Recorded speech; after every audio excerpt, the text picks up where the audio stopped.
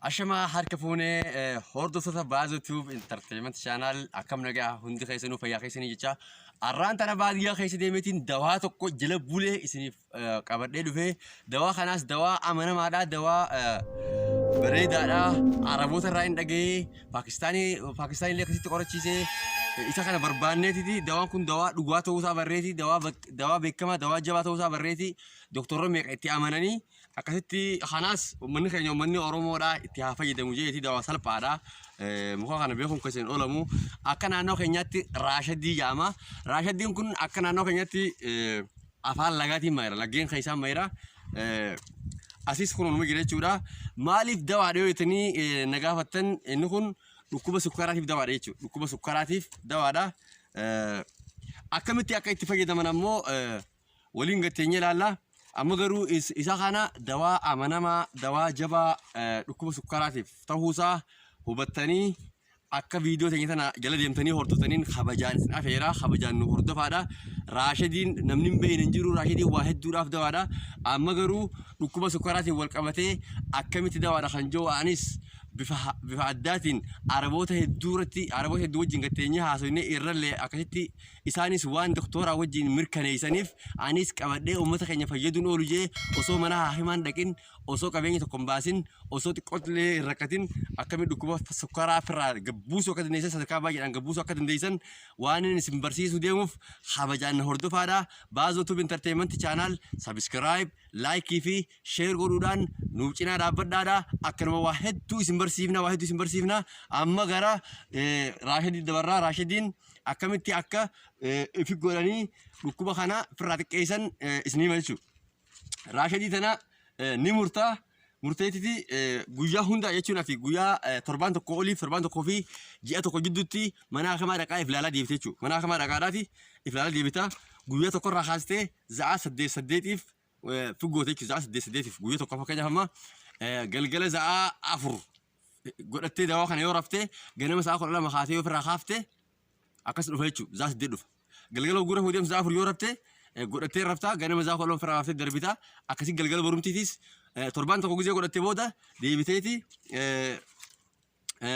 isa kana mana hakamaa dheexee ilaalta jechuudha mana hakamaa dheexee jalqaba akkamiin ture ammoo parsantii meeqarra jira hajoo if ilaaltaa jechuudha yoo inni gadi bu'in taate ammas deebiteeti hanqa ji'a tokko akkasumatti hidhachaa deemtaa jechuudha kana godhachaa deemta ammas salphaadhaa bifa salphaadhaan hidhattaa nin cafaqaan qabu nin mummuraan qabu garuu osuma akkanatti jirtuuti baala isaa kana irraa kutteetiti maxxanfattaa miila maxxanfamaa akkaataa itti maxxanfamuunis boodara isin garsiisa akkasitti za'a 8tiif guyyaa tokko keessatti za'a 24 keessaa jechuudha sa'a 8 fayyadamtu za'a 24 keessaa za'a 8 fayyadamtaa yoo guyyaa ta'e guyyaa rakkoon qabu ati sa'a simijjaawetti godhataa garuu sa'aatiin bareedduun sa'aatiin uummanni arabaa kunillee itti godhachuu jiran sa'aatii galgala sa'aatii rafuu deeman za'a 4 irraa hanqa ganama za'a 12 jechuudha. Za'a 3 yoo rafanis isaan za'a subiidhaan waan ka'aniif salaata subiitti waan ka'aniif za'a 3 godhataniiti ganama sa'a 10 ka'anii hoggu salaata fajiriidhaaf irraa hiikan jechuudha. Akkasitti dawaan kun dhibbatti itti mirkanaaweeti raashadiin nu biratti gaa dawaa biraatillee doktoran gartee warri dawaa habashaatiif ni heezaman jechuudha. Akkasitti nu birattis dawaa beekamaadha ammoo bifa kanaan dhukkuba sukkaraa irraa nama wallaanuudhaan parsantii meeqaan gabbuusuudhaan raashadiin dawaa taatee asbaatee jirti raashadiitiin beeka ragaa raashadiin tanaatillee isinii beeka yoo maqaan isii waan biraa ta'e sana isinii beeka garuu muhini kana jechuudha yaa raashadii ta'uu baatee akkaan itti fudhadhe tokkosi ammoo inni isa kana bifa kana laaltanii hubattanii dawaa beekamaa ta'eeti argamee jira jechuudha Araboonni doktora gaafatanii doktorrilleen akkasitti waan kana itti amanee akkasitti bifa bareedaadhaan itti fayyadamuu jiran jechuudha anis tanaafin uummanni keenya yoo irraa fayyadamee hedduu takka bu'aa qabaachuuf hin oolu waan jettuufin viidiyoo sana isin waraabe jechuudha egaa amma akkaataa itti fayyadama isaa ceenaa jechuudha akkaataa itti fayyadama isaa ceenaa san dura garuu baaz YouTube Entertainment Channel subscribe laayikii fi sheer godhuu hin dagatinaadha yaada qabdan ammoo komentii jala nu barreessuu hin dagatinaadha meegaa amma akkaataa itti fayyadama dawaa kanaa deemnaa jechuudha. Hayyegaa hordoftoota baazii YouTube Entertainment Channel kunoo bifa kana fakkaatuun ammaan tana akkaataa itti godhatan akkaataa gartee itti fayyadama dawaa kanaati isinii ibsuu deemna. Bifa kanaan abbaa lama irraa buqqaafataa jechuudha. Garuu ani isin garsiisuudhaaf malee guddoo isaa kana lafarraa buqqaasanii fiduun hin barbaachisu.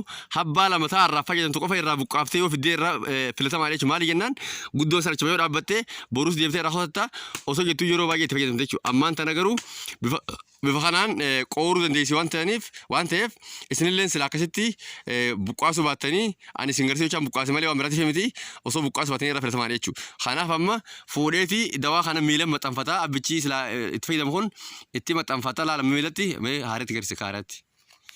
Akkana goota jechuun isin tana haaya miila maxxanfatee miilatti akkasii maxxanfatee bifa kanaan maxxanfataa haaya.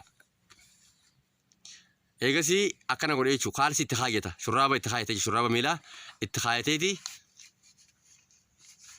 walqixxeeffate jechuun faana isaa yuututti cufaani jechuudha. Kun akkas godhaa haanis akkasumatti bifa kanaan itti fayyadama jechuudha.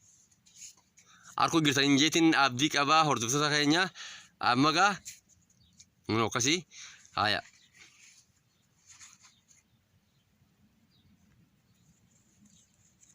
Bifa kanaan walumaa wajjin jechuudha. Walumaa wajjin kaayataa.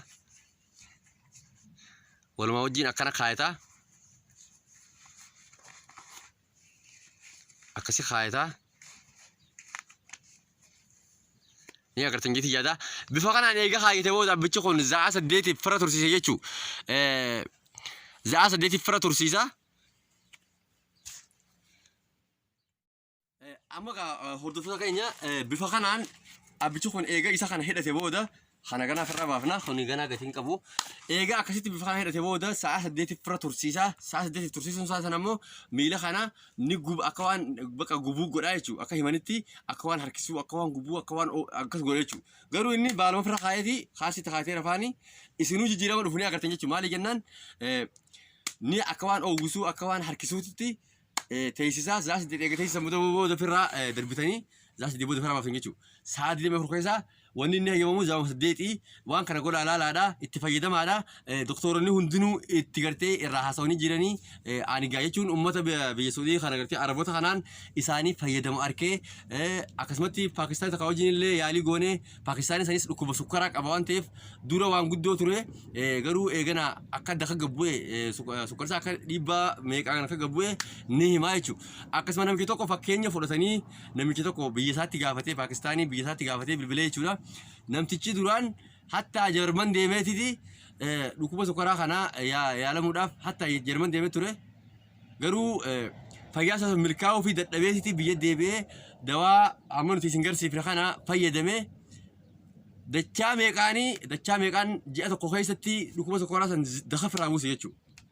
Daka firraa buusee akkasitti nagaan jiraachuu jira. Nutis waan itti amanneef anis waan itti amaneefin waan kana dhiiroo uummata Oromootiif fayyaduun oolu uummata afaan keessatti dubbatu kanaaf fayyaduun oolu jee isiniif waraabee isinis itti fayyadamaa laalaati dawaa kana namoota hunda barsiisaadha. Dhiibbaa sukkaraatiif jettanii akka hin cinqamne sukkaraaf jettanii akkama jechuun haakamatti wanta taane akka lubbuun teessan hin qisaasamne dawaa kana bakka hunda jira. Laggeen hunda keessa jira. Oromiyaa keessa bakka hunda bakka garaagaraa jira. Akkuma waliin beeku sanii dawaa kana salphumatti argattanii akka itti fayyadamtanii isin dhaama.